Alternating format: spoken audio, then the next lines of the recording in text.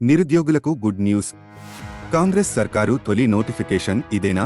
వివరాలని చూస్తే తెలంగాణలో కొత్తగా ఏర్పడిన కాంగ్రెస్ ప్రభుత్వం ప్రాధాన్యత క్రమంలో ఉద్యోగాల నోటిఫికేషన్ వేసేందుకు ప్లాన్ చేస్తోంది. ముందుగా డిఎస్సి నోటిఫికేషన్ వేసే అవకాశముంది. ఇప్పటికే నిరుద్యోగులు టీజేఎస్ అధినేత ప్రొఫెసర్ కోదండరాంను కలిసి ముందుగా డిఎస్సి నిర్వహించేలా సీఎం రేవంత్ రెడ్డికి విన్నవించాలని కోరారు.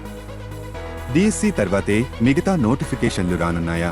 కాంగ్రెస్ ప్రభుత్వం ముందుగా టీచర్ పోస్టులను భర్తీ చేయనున్నట్లు సమాచారం. పబ్లిక్ సర్వీస్ కమిషన్ ప్రక్షాళన తర్వాతే గ్రూప్స్ నోటిఫికేషన్ వేసే అవకాశముంది. అడ్డంకిగా ప్రమోషన్లు ఉన్నాయా? టీచర్ పోస్టులకు నోటిఫికేషన్ జారీ చేయాలంటే బదిలీలు, ప్రమోషన్స్ ప్రక్రియ పెద్ద అడ్డంకిగా మారే అవకాశం ఉంది.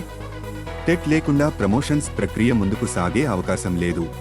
ప్రస్తుత పరిస్థితుల్లో టీచర్లు ఎక్కువ సంఖ్యలో అర్హత సాధించడం కష్టమే. ఇంటర్నల్ టెట్ పెట్టాలని కోరుతున్న రూల్స్ ప్రకారం అది చెల్లదు.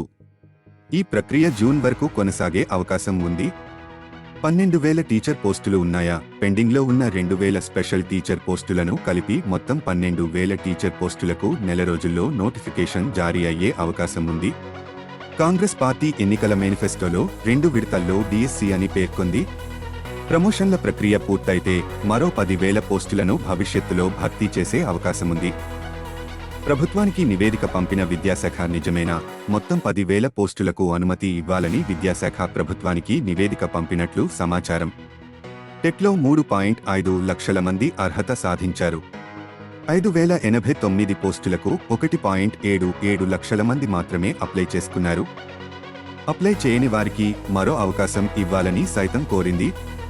ఇలాంటి ఆసక్తికరమైన అప్డేట్స్ కోసం ఛానల్ని సబ్స్క్రైబ్ చేయండి. వీడియో నచ్చినట్లయితే లైక్ చేయండి.